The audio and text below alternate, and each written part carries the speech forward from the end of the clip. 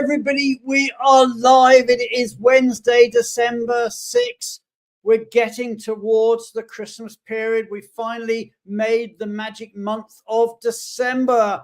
And what an exciting show we've got to you. Shout out to Ruth Lyons, who's out there. We've got people coming in from all over the world to watch this show today.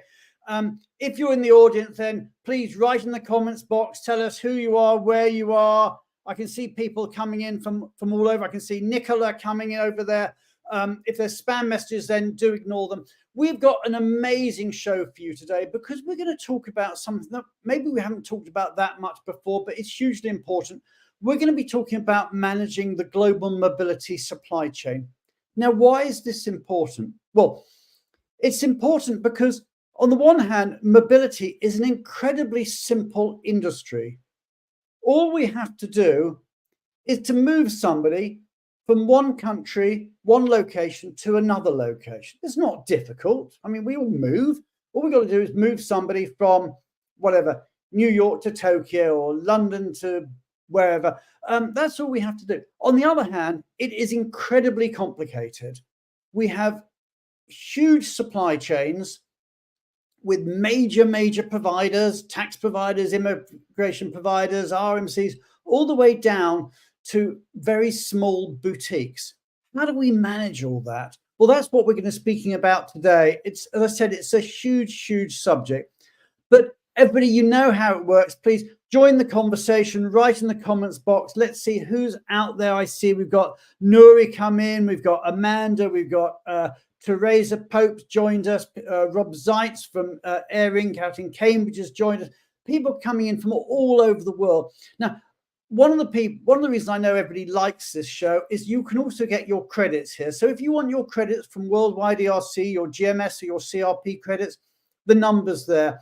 If you want your HRCI credits or your Sherman credits, again, the numbers are there. I'll leave that up for a moment or two, but if you want your credits, then just write down the relevant number or get your camera out as it scrolls past and take a picture or screenshot it or whatever you want. But we'll leave that up there just for a moment or two. Okay. But what's been going on in our wonderful world of global mobility? Maybe we should just have a look and see what's been going on in the last 7 days in the wonderful, fantastic world of global mobility. So here's our breaking news.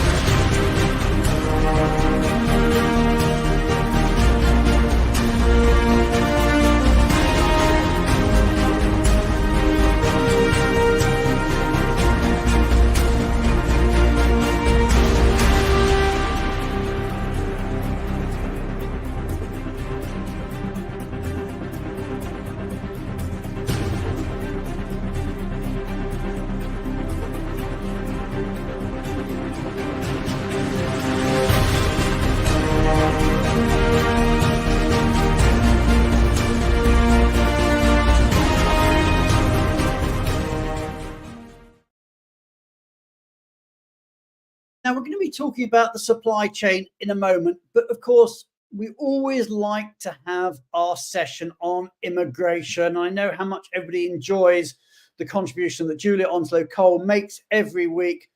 Well, today we've got a little surprise for you because we will have Julia on stage, but she's got a special guest with her today. So everybody, you're going to love this, I promise you, for our special guest on the show. And this is a first for us. It may actually be the youngest ever guest we've had on the show.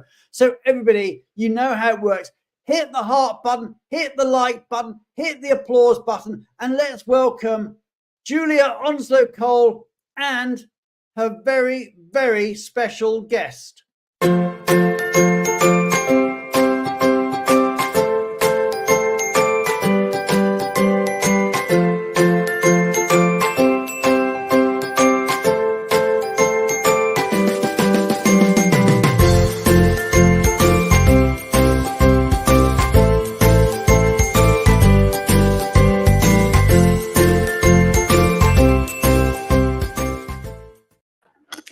Hi, Brian.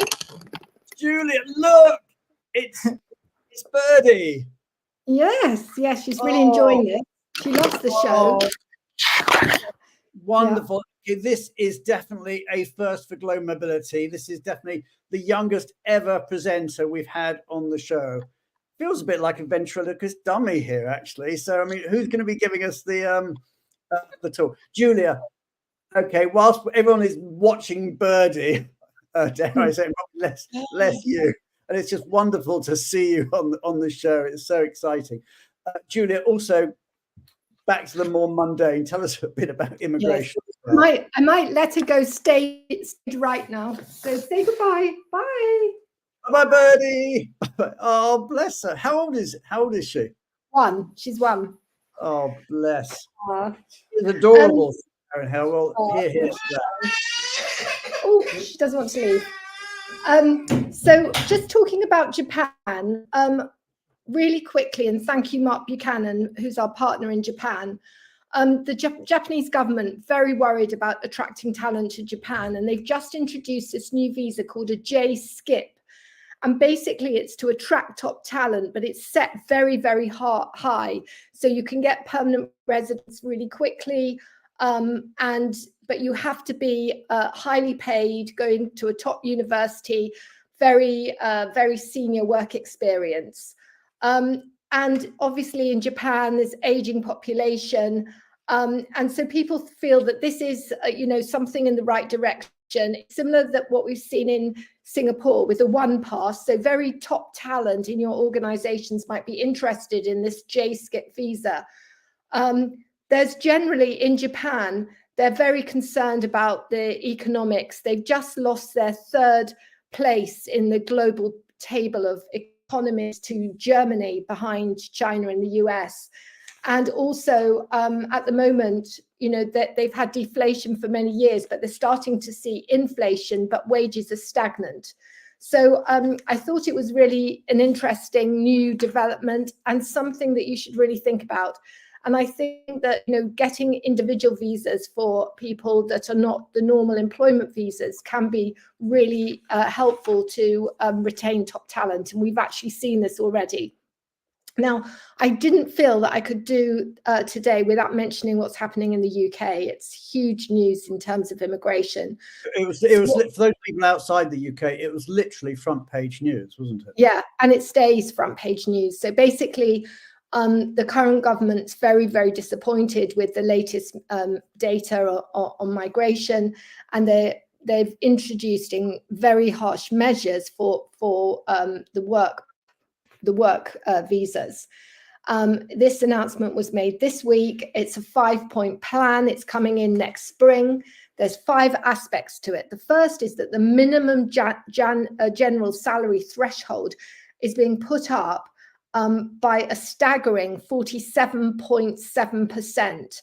So now to get an eligible worker in, you have to pay them. It was 26,200. It's now 38,700. And I just want to give a shout out to Schwabe and Louise and Gemma, who've been working, and they work through the night on some of these announcements. To get the information out to clients. Also, that the care and the senior care workers will be prohibited from bringing in dependents. And that's something that the Permits Association have been absolutely really concerned about. Lots of calls from them this morning. And a shout out to Helen Frew and Permits, because this is something that the UK has never really done before, restrict dependents.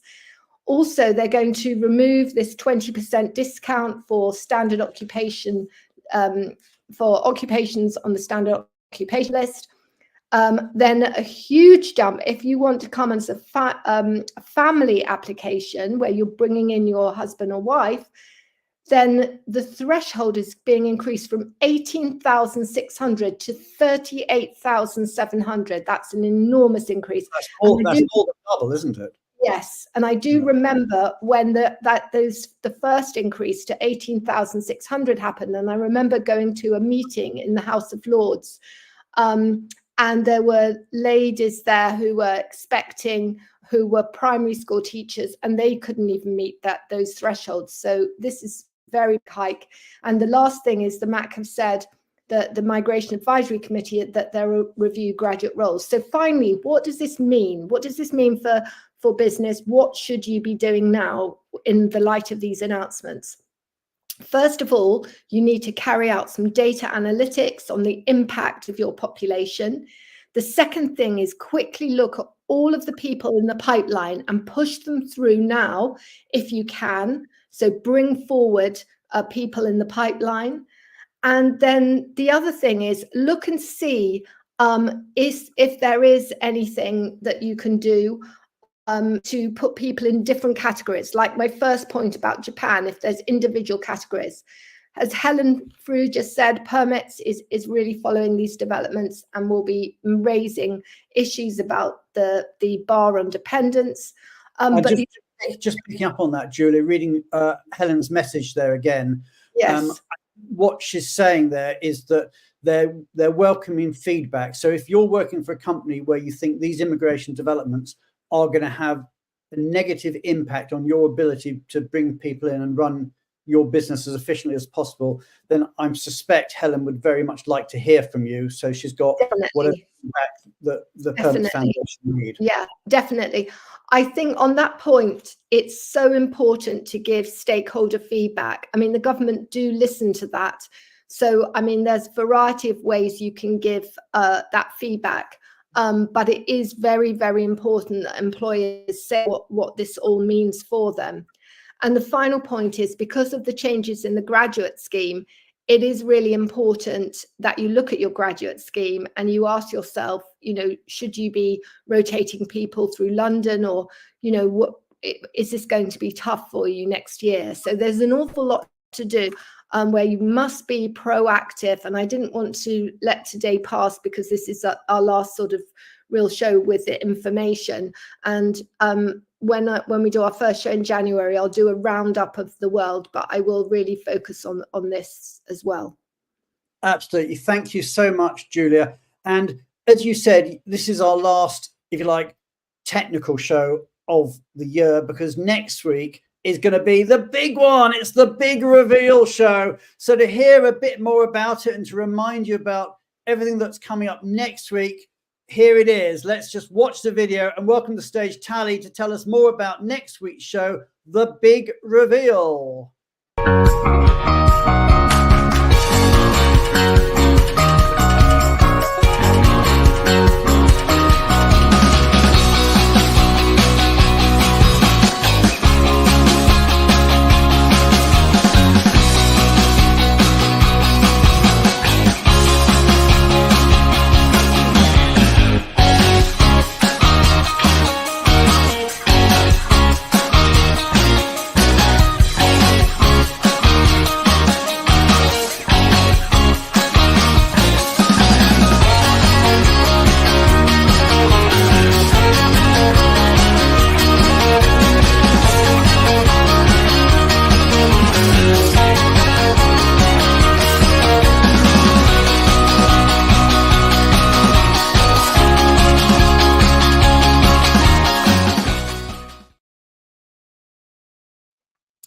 Hi, Brian.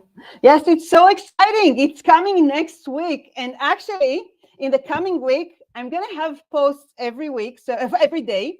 So notice that. It's going to be a countdown until the day of the big reveal. And on every note, I can tell you already that I saw in the audience at least one who's going to be on the top 100. Oh, but on this, so exciting. It's so exciting. On this countdown of posts, I'm going to give the names of the companies. I'm not going to say the names of the finalists, but you'll be able to guess. So every day, I'm going to share a list of a few companies that are going to be on the final top 100. So that if you are from these companies, please make sure you're there so you can find if you are the finalists, or congratulate your people from your company. So do join us. But it is going to be very, very exciting. So it's this time next week, we are going to be revealing who are the top 100. And we're going to have an amazing panel. And we're going to have an amazing panel with us. So we're not saying goodbye to Julia. She's just not going to be very technical. She's going to be more fun. But we're going to have all this wonderful panel with us. And I'm really excited about it.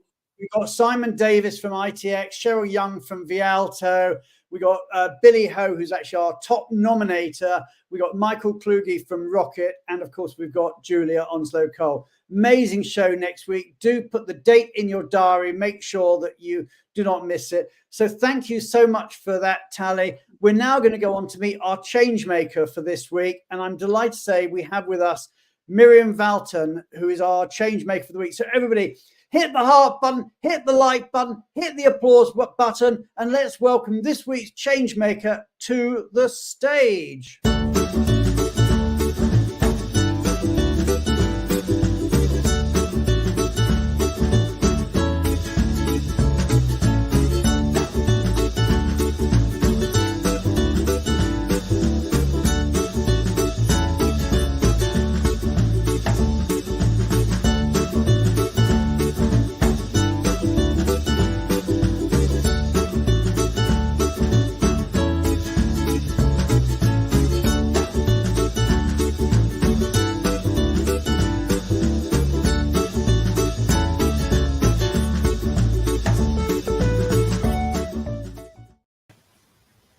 Hello, Brian. So great to see you, and thank you for being on the show. And tell us, where are you today? I am dialing in from Utrecht, which is very close under Amsterdam in the Netherlands. Okay. And tell us about yourself. How did you get into mobility? Well, like many of us, I sort of got into this by accident. I studied tax law, worked in tax law for a while, and then my first work experience was in San Francisco, working with all the .coms, and that's sort of how I got into global mobility.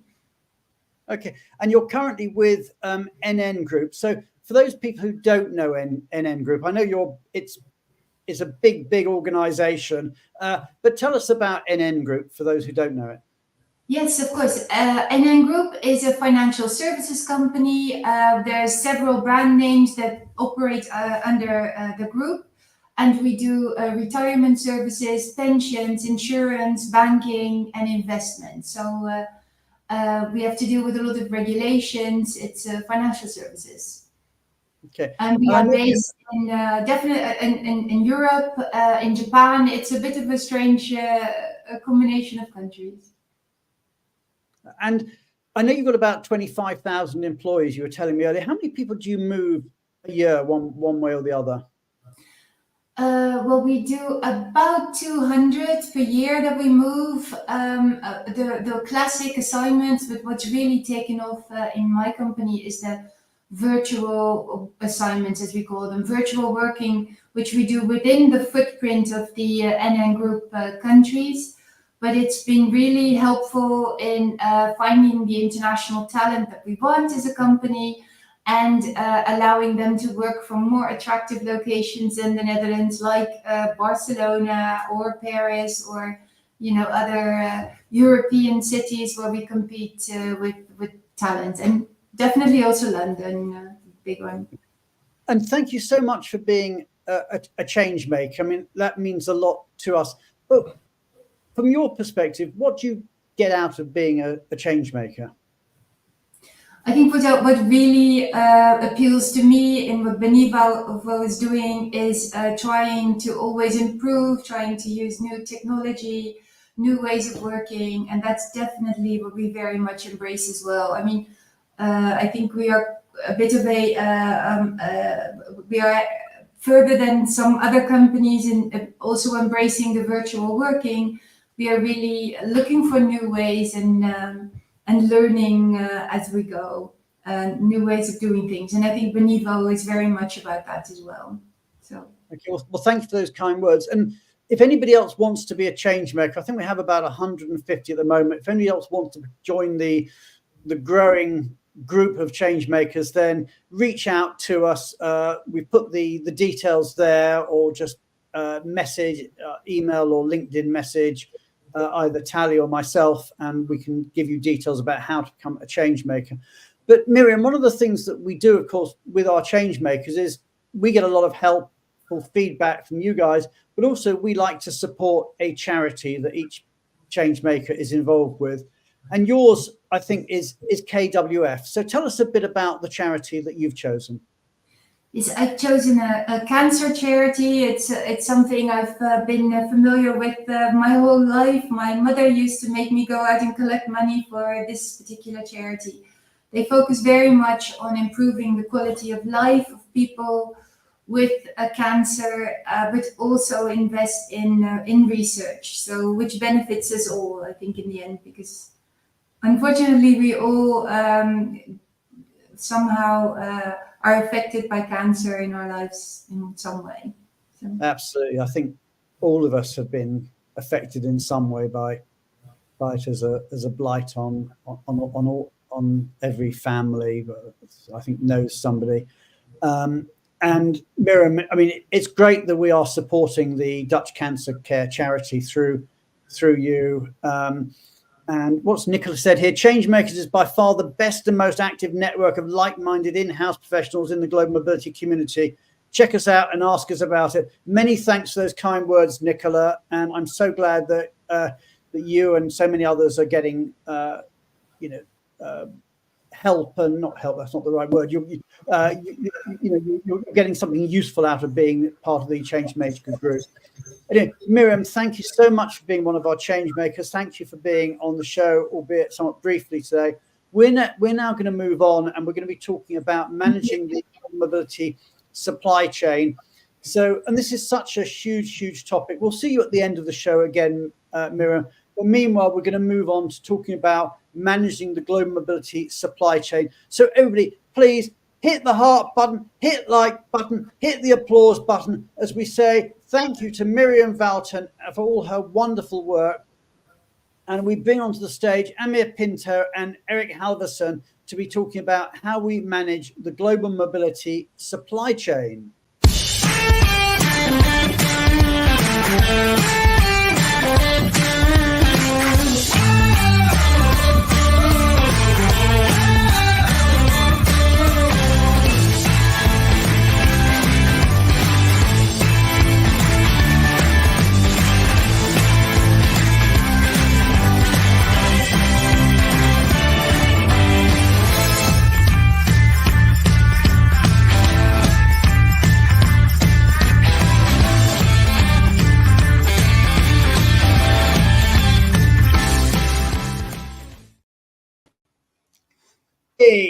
So now we have two legends of our industry. Well, one legend and one who's a bit newer to the industry. Let's start with you, Eric. I mean, you've been in mobility for probably about the same time as me, a long time.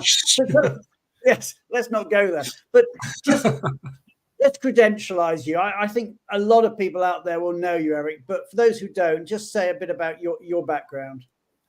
Oh, like Miriam, I came in through the tax door like you did. I was a tax accountant, and that's how I got into the relocation area. And then I, really after 15 years of doing taxes for a Big Four accounting firm, joined eBay, a small company at the time, and then grew basically my relocation experience as eBay grew from a small company of 3,000 to a company of 45,000 over a period of 16 years.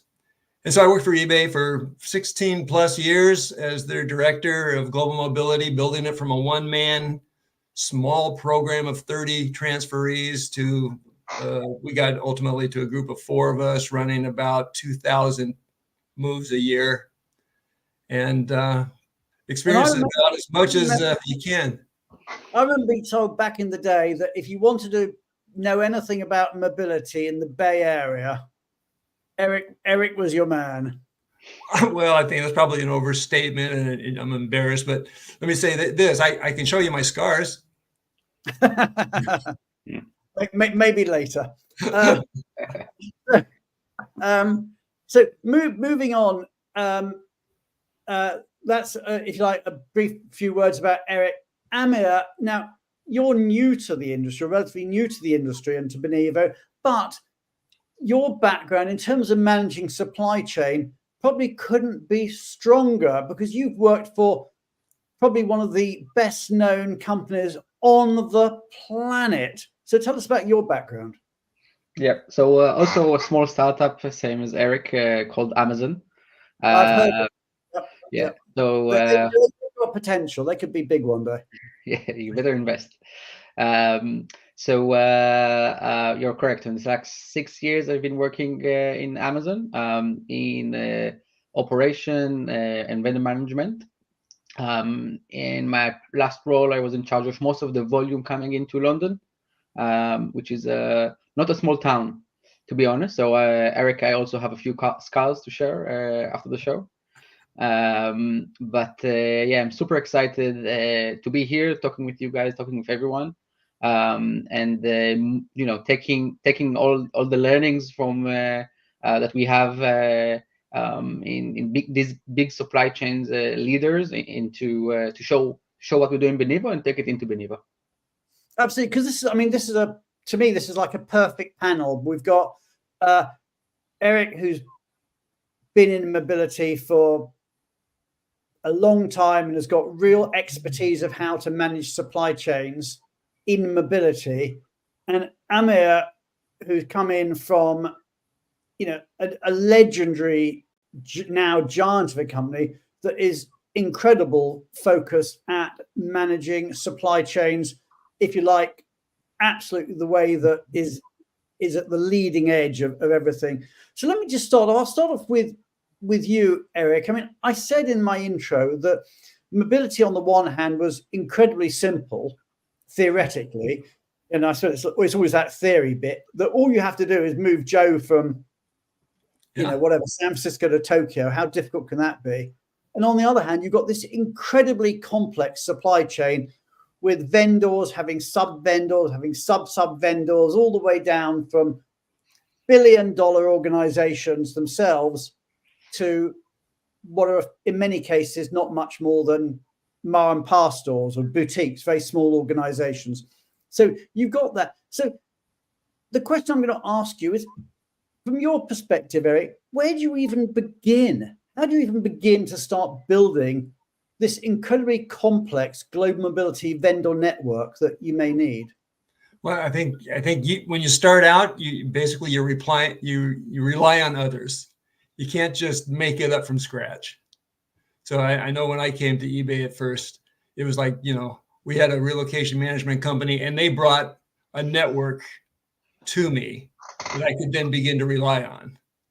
And then as I learned the program, as I learned about the industry, as I learned about the various, there were services that I didn't even know about as a tax guy, obviously.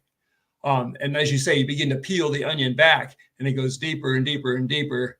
I like your comment about it. It's so easy. World hunger is pretty easy. Why don't we just feed everybody? Oh, that's easy. It's always the case, isn't it? The question's easy. It's the answer that's difficult. Yeah, all you have to do is move people until you find out that this, but then you realize these are people and people have needs and people have fears and and as you begin to understand the process and all the various things that are required to meet those needs and to meet those fears and to meet those desires, and you certainly cannot do it yourself within internally the organization. So you're relying on your vendor network, and your vendor network becomes a part of you. It becomes the representation of who you are, of who the company is, of what your culture is. And that in itself becomes very important because you want to select a supplier network that represents your culture, represents your values, represent your abilities. And of course, above everything else, you want them to execute.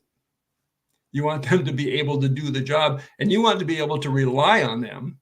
And you want to be able to have the assurance and confidence that the job you've hired them to do, the job they're the employee facing part of your organization, that they're doing the job. Yeah. My boss once told me, if your vendors aren't doing it, then you're failing. That's a really good point. Yeah. If your vendors are failing, you're failing. And the thing is that, if something goes wrong down the supply chain, the there's a word I was going to use and I won't use on air, but it will hit you in the face. And it's so hard to control that, because in some cases you won't even necessarily know where it's gone down the supply chain. And you find that the person you're moving is quite senior, they've got a louder voice than you, they're a few pay grades above you, and they're complaining because, oh, let's take an example. I don't know, the pet relocation specialist has made a mistake somewhere along the line, or some other, I don't mean to pick on them, but some other, specialist somewhere down the line has made a mistake, and all of a sudden it's coming back and, it's affecting your life. Exactly right. And you have no idea until that high-ranking employee sends a note to his hiring manager or to the boss or someone in the C-suite saying, my move's going terrible. Well, you didn't know. You thought everything was going great. You thought it was completed, and now your boss was being told by his boss or her boss that there's a problem. You didn't even know about it. So how can you monitor the delivery and the tracking of the services in a way in real time where you really know what's going on? I can't tell you how many times my vice president would walk in and say, I need to know what's going on with Carol's move right now. And I'm going, everything's fine as far as I know. It's that being caught flat-footed, deer in the headlight. It just doesn't work. You got to be able to say, okay, let's take a look at it right now, or you got to be able to know. And right now means right now. And we're going to get into this with Amir in a bit. But one of the things that I've probably said on this show 1,000 times, I'm going to say it for the 1,001st now, is that until recently, we've enjoyed better technology when ordering a pizza than when managing a relocation. Because, if Mrs. Halverson said to you, Eric, where's my pizza that we've just ordered? You would be able to look at your phone and say, oh, well, it's in the oven, or it's with the courier company, and they said it's going to be with us in 10 minutes or whatever they said on the app. Okay. 4 minutes away. Yeah, exactly. But with your boss, when your boss comes in and says, where's Joe's visa or Joe's whatever tax return or whatever it happens to be, and you can't answer in the same way, I mean, that's just wrong. We are in a multi-billion-dollar industry. And again, I say until recently, because we're going to show you the solution to some of this as we go through on the Benevo platform. But, but that level of technology you enjoy when you're ordering a pizza, you just don't get when you're buying professional services. And it's time for it to stop. And thankfully, it is time that it has stopped. So we're going to come onto that. But maybe before we do, I just want to ask, how do you decide in the first place what you want to keep in-house and what goes out of house? I mean, obviously there's some things you can do in-house. How did you decide that, from your perspective, Eric, make that philosophical decision? What do we want to do ourselves and what do we want to outsource to others? Yeah, there were a couple things. One was to understand the size of your own program and the nature of the program. Is it made up of domestic moves? Is it made up of international moves? Is it made of temporary moves or permanent transfers? Is your program basically, interns and new hires? Or so what's the nature? What are we capable of? And then what's going to be the volume? And then, what's your own company's philosophy with regards to hiring? With me, it was like, you are going to be a lean, mean machine, so you better get used to outsourcing and finding suppliers, because we're not going to hire a lot of people into the mobility department. Okay, now, I know. Let me bring Amir into the conversation, because Amir, from your perspective, how do you do that? I mean, how can you use, I suppose, Benevo technology, but just generally from your procurement experience as well, to support that decision of what you want to keep internal and what you want to outsource? Thanks. I think it's a very interesting question, right? We at Benevo, we have number of clients that work in completely different ways with a strategy towards vendor management and at Benevo. So the first thing, maybe it's important to understand that Benevo holds its own supply chains of vendors, similar to your typical RMC. However, what we're trying to do is support everything we do with data to get the right decision making with our clients and also our vendors, as we'll see. So what my approach is into that is to have the ability to do whatever you feel provided by data is the correct thing to do for you. So I think Eric might mention that sometimes relationship is very important. So sometimes in Benevo, we allow our clients to keep this relationship with their vendors. What we allow is basically is the ability to flex out or increase your capacity with supply partners or vendors to include additional ones. So we have a number of clients who are coming to Benevo and say, hey, it's great that you are offering us these 4 or 5 DSPs, but actually we like to work with these 2. Can you onboard them? And the answer is always yes. Why? Because first of all, the client is right. But we're happy to increase our network, and I think the key word here is scalability, Brian. It's super important, and there's in these days you have the ability to increase and decrease your vendor network. And as I said, Benevo is agnostic to client-directed suppliers. So if you have a really strong relationship with a temp accommodation provider, and you want to keep the relationship with them, what we've done in Benevo is that allow that vendor to use our platform. We can see that later, and they are using the platform as if they are our own partner. That's how we treat them. They can update trackers, they can input invoices, their invoices in our system. Most of our clients actually prefer Benevo to manage their network, because what they see is a reduction of management time. It allows also benchmarking between vendors.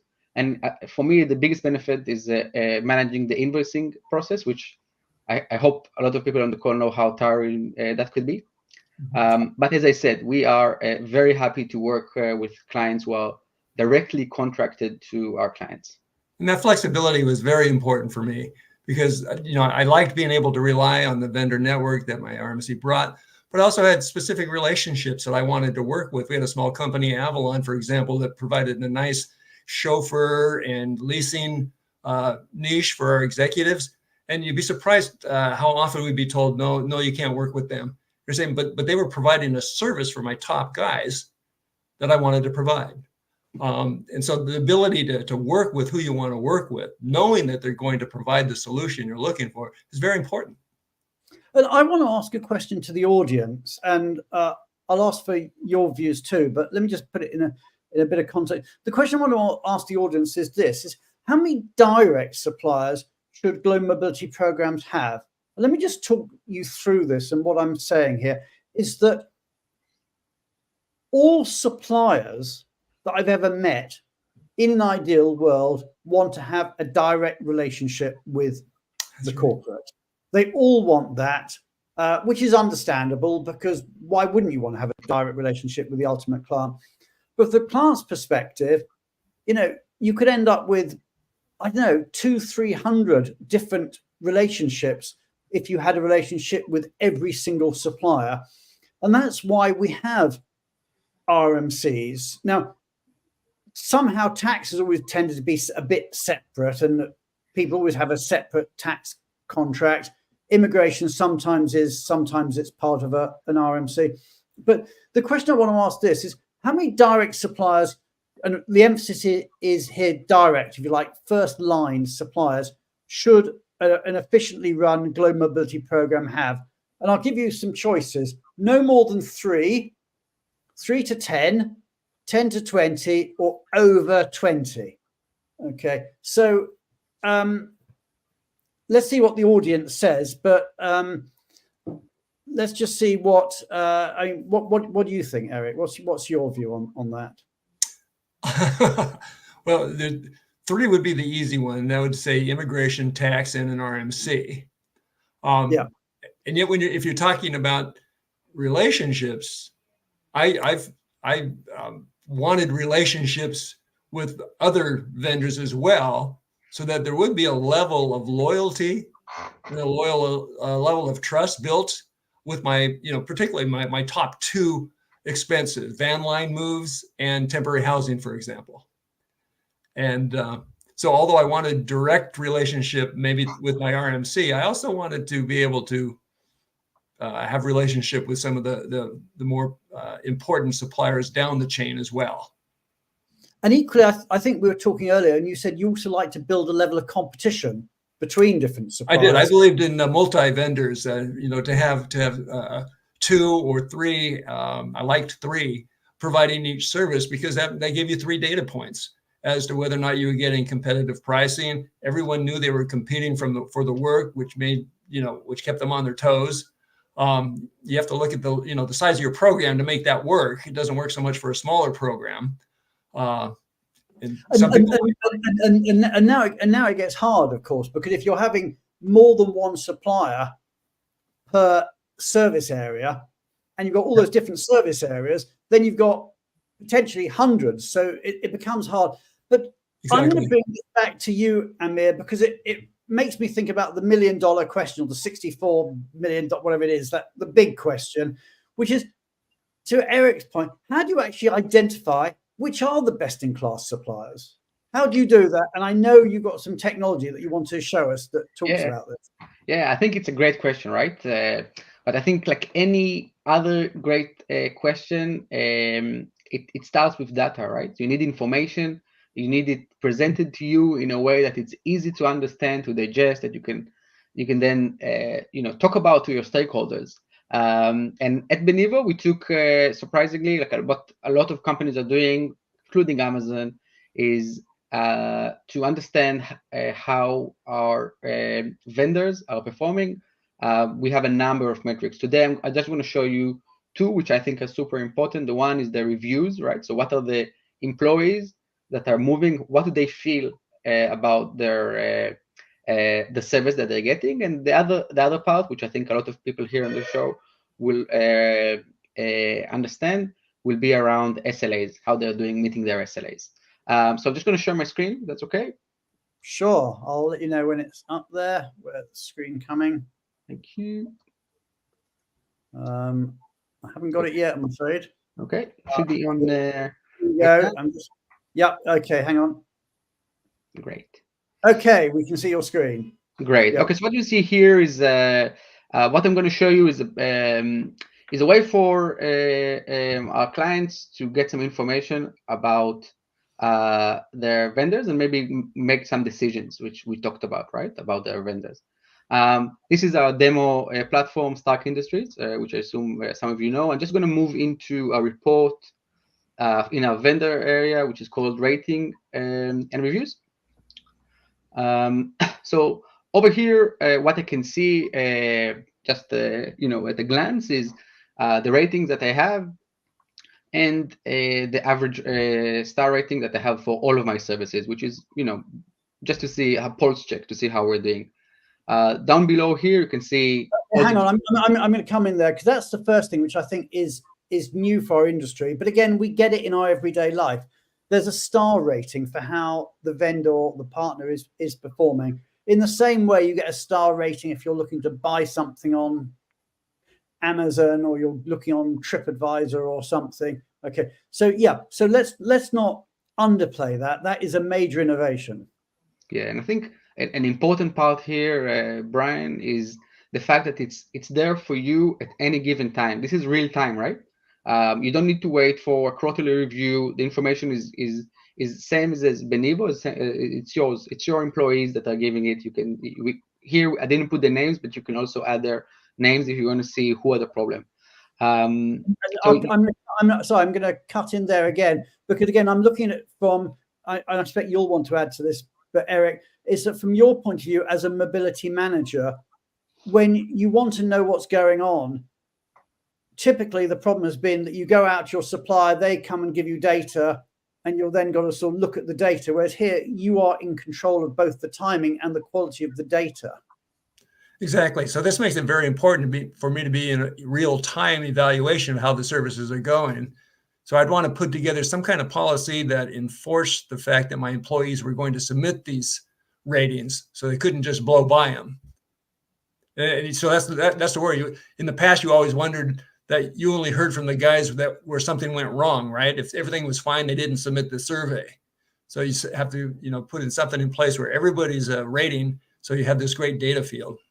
And this is exactly what we do. So this is built in our platform. When a service is finished, or even when it's not finished, an employee can just put in the stars, get a review. And what we can see here, right, I think, which is interesting, there's a whole bunch of lists here. But I think for most people, all they want to do is click here once and talk about these, right? This is where you get your knock on the door saying, hey, what's going on with this move, right?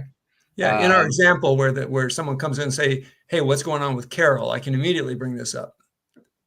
Correct. So you get the breakdown. You can see exactly what was the comment. So here, received generic recommendation without any real understanding of the school performance, right? So this is call search. You can see the service here. You can see exactly the name of the DSP and the service that they were getting. I'll go a little bit, I'll deep dive a little bit more here. So I'll just move the tab here into the ratings and reviews.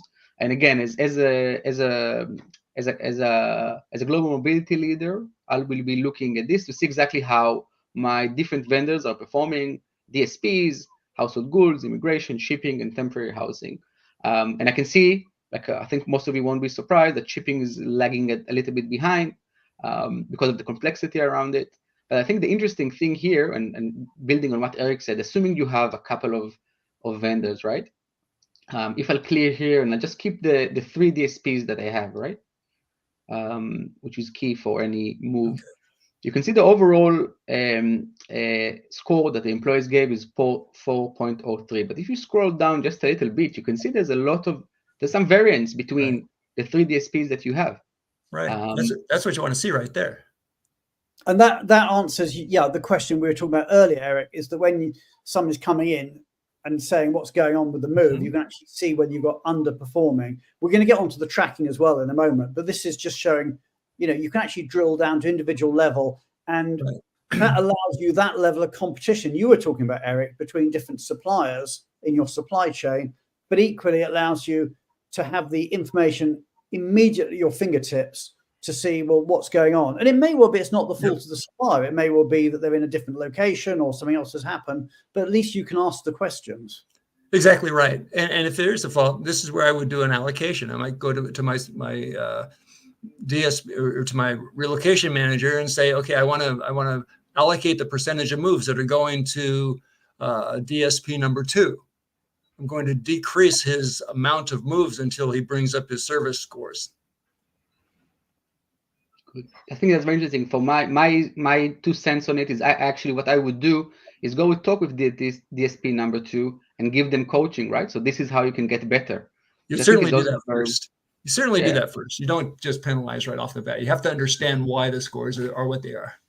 And I want to bring in a comment that Rob Zeitz has made. It's quite a lengthy one, but I'll just read it out. He says, I'm wondering if programs would want to minimize the vendors they need to communicate with for operational information in order to simplify their task, but try to maximize the number of vendors they can communicate with to have access to more insights, experience, and alternative confirming opinions. And I suppose the answer to that in a way is that by using technology like this and not having the direct relationship, on the one hand, you can maximize competition, but on the other hand, it doesn't become so confusing because you've got the data there that you can compare and contrast in real time.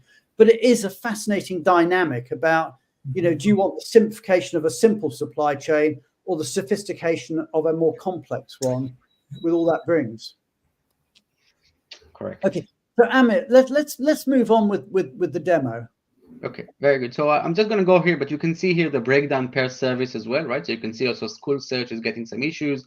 And this is another way where you can just see, how the scores split. You can see most of the people are very happy, right? Between 70% are 4 and 5, but you can then click on this and get the reviews specifically for the people who will cause this knock on your office. So I'm just going to skip this. I think this is for reviews, which is very important, right? But it's also very opinionated, right? It's people's reactions. I think the data are also interesting to see is some SLAs, right? So how are our vendors meeting their timelines? So I'm just going to move here to our trackers. But before I do that, I just show for a minute what's the view like from the vendor point of view, right? So if I'm just change screen here. This is our demo supplier with demo people in it. But what you can see is if we're looking into a settling in service, right? So the supplier will be able to see a mask name and email address. So an Uber-like data protection view. And all they need to do to see that here specifically the different levels of Hallelujah! Hallelujah! This is what we were talking about earlier. This is the pizza answer. That in the same way that I was saying that Mrs. Halverson might be sort of beating up on poor Eric to say, "Where's my pizza?" that he's ordered. Here we've got exactly that. That where this service that we've got here, you can actually drill down and see where it is in the process. So we have actually brought in pizza delivery technology, Uber type technology into global mobility. This, to me, this is a game changer. But tell us a bit more about it, Emma, and Eric, tell us how you would see it helping you. Oh yes, Mrs. Halverson is very happy with this. I mean, this is a game changer because that's the hardest thing, is always to know where are we in the process. And in the past, you had to make a call, or you had to send an email, or you had to send a text, and you had to wait for a response. And maybe that person had to send an email and wait for that response before they could respond to you. Correct. And here it's very simple. All I have to do is press temporary relocation. Correct. Right. All you need to do here is go ahead. Yeah. Yes. All I have to do here is a vendor. Just mark step as complete, which will update if I'm going back now to the platform. If I might, your example you're using here is tax. How much more important is that, where you actually have regulatory deadlines? Correct. See, because with tax, when they don't meet the deadlines, right, then there's penalties, then there's interest, and then the question is, well, who's going to pay those, the employee or the employer? And you can see exactly when something was updated and by whom, which is also very important. And we've talked about tax being important, but I mean immigration as well. I mean, obviously, if you haven't got the visa or work permit through, then they can't even move. Yeah, the timing implication of immigration is probably the most important from my perspective, because if we're onboarding, if we're hiring, we can't move, we can't get the people until we know we can get the visa. And the timing of the visa, when is it? The amount of calls you get from the hiring manager, from the recruiter, where are we? Where are we? Where are we? Correct. I think, and I think the next, not this one, but the next view I'm going to show will actually show that very well. This view is another report. It's a service delivery trackers. Here we have a breakdown, which I think is very interesting, per employee of their services, right? So if, again, to that example that Eric gave, all I need to do is find the user ID for the employee and see, let's see how they're doing, right? So this 429537, let's call him Joe for a second. So he has temporary accommodation, home search, and policy briefing initiated for his move.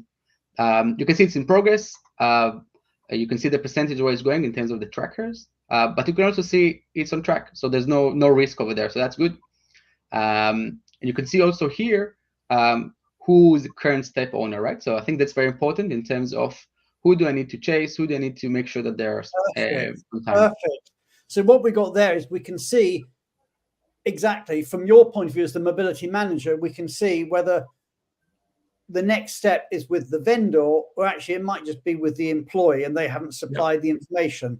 But you can immediately see who it is that you need to chase, and where, you know, before you sort of mouth off at the vendor to say you haven't done something, you actually turn around and say, well, actually, it's not the vendor's fault. It's actually the assignee or the transferee themselves who haven't provided whatever they need to do. Exactly. So that's a beautiful protection for the vendor, for the supply network, because so often it'll get escalated. The manager, my boss's boss comes and says, hey, the vendor's crap. He's not doing his job. And I get to say, yes, he is. Our employee hasn't met their obligation. They haven't done that. And then it calms everything down immediately. Correct. This is a perfect example, right? So this case is over you, but it's stuck at step 2 out of 5 because the employee didn't share the requirement to the temporary accommodation. Just in interest of time, I'm just going to show, because you guys talked about immigration, I just show how this looks like just from the immigration provider. So we'll talk about scorecard immigration. Again, this is a demo company, right? But you can see here there's 135 applications here to date, 99 in progress, 93 confirmed. This is how much it takes on average to do it. I think it's also very important to have, right? So over 3 months to do that. How much are overdue and how much are due to expire. And if you remember, we had different steps. So for immigration, it's contacting, awaiting info, sending a signature, application ready. And you can see each steps, how long does it take. So for example, for contacting, average is 2.2 versus an SLA here in this example of 3. And the cool thing that you can get notifications, you get emails if this goes after about 3, you'll be able to get notified before the escalation comes, right? So you can already know something is late. Again, it's crucial to know the timing when you're onboarding somebody or when you're doing something. And frequently you have to rely on general estimates from some third-party, text. But here you've got your actual results from your vendor network telling you you've got a much more accurate projection of what the time is going to be. So you can tell your hiring manager, a much better case so they can plan the onboarding of this employee. Correct. Okay. Okay. I think I'm going to stop sharing here, Brian, but I think the bottom line, is information, and the ability to see these things in real time can drastically change an organization. Absolutely. And we're getting towards the end of the hour. But what we've seen here is how the technology that we enjoy in our everyday life can actually be brought into and is being brought into mobility to help you manage that supply chain. And I've used the pepperoni pizza analogy, and poor Mrs. Halverson or Mr. Halverson suffering from the wrath of Mrs. Halverson because her pizza hasn't arrived on time. But that's nothing compared to the wrath that all of us will appreciate or will experience from our bosses and our grand bosses as we find out that something has not come through. So the technology is there now. It's amazing technology. I'm going to bring onto stage. Actually, let's just read this comment. Recent exploratories suggest that a well-run in-house program with the appropriate technology and well-vetted supply chain will enhance the mobility experience and basically pay for the program in savings. Absolutely. Couldn't agree more. So I'm going to bring back onto the stage our change maker for the day, Miriam Valton, our immigration specialist, Julie Onslow-Cole, and of course our very own producer, Tally. So maybe I could just ask you, Julia and Miriam, from your perspective, we've only got about a minute left, but how do you see this sort of technology changing the way the supply chain works? Maybe Julia, starting with you from an immigration perspective. Well, I think it would really revolutionize it. Yeah, I think it's incredible. And Miriam, is that something that that would be of interest to you, is looking at that sort of technology to manage the supply chain?